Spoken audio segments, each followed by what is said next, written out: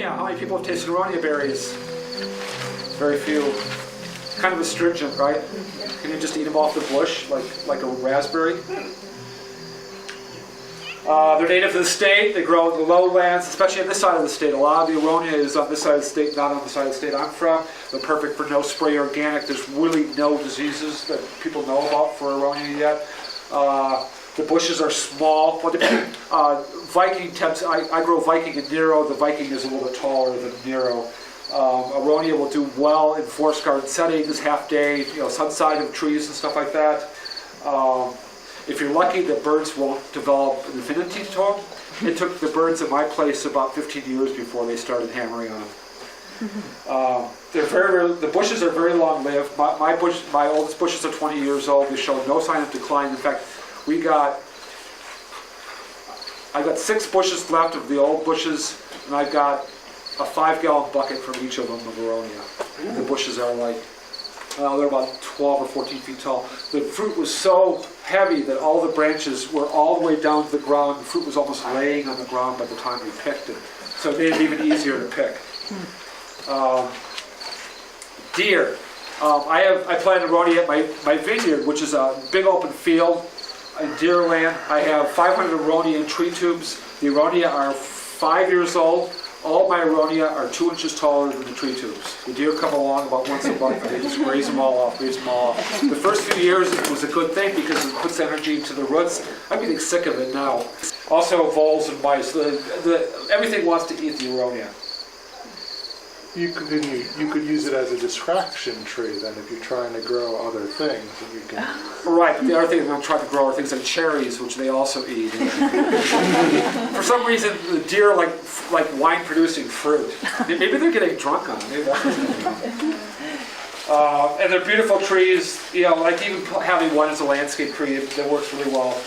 Very, very easy to pick. They're big clusters. There's probably 10 to 20 berries per thing. I could pick a 5-gallon bucket probably in 20 minutes or so. They're very astringent, so it's not a fresh fruit, unless you're a crazy person like me, and I like eating them. But they're not intended. They're not really best for that. So there's a whole Aronia industry in Wisconsin. There's a Midwest Aronia. I forget what the actual. I probably have it in my thing. People are planting hundreds of acres of Aronia for commercial uses. Trader Joe's adds 10% Aronia juice to their cherry juice. So you can imagine how much Aronia that would be for Trader Joe's cherry juice. We're talking hundreds of acres of Aronia just to do that, which is why Trader Joe's cherry juices has a brown color. Because Aronia is dark purple, add that to red, and you start to get a brownish color. It's a powerhouse. It has one of the highest amounts of anthocyanins or antioxidants.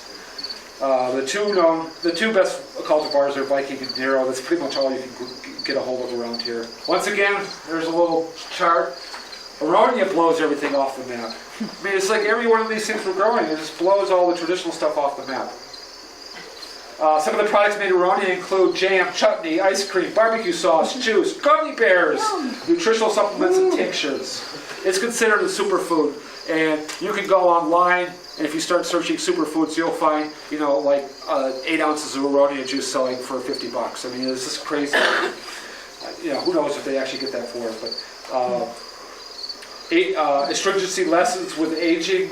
When you make wine and stuff like that, I make Aronia wine every year. I have a bottle of Aronia wine here.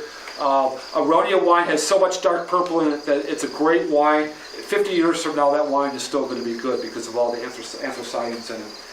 And the aging actually makes it less astringent. One of the other things I like to do is, if I have an Aronia where the birds aren't hitting, is just leave it out there until they raise it. And I call them kickapoo raisins. And then you pick them, say, in end of November, and they've already dried, and then you can toss them with a sweetener or something like that, and they totally have like a raisin quality. Aronia wine. One of the main Aronia growers nearby is in Madison Belbrook Farms. He has these 2 young guys, they have about 30 acres of Aronia. There's the Midwest Aronia Association. They're mostly for more commercial uses of Aronia. And then University of Maine has a great Aronia page.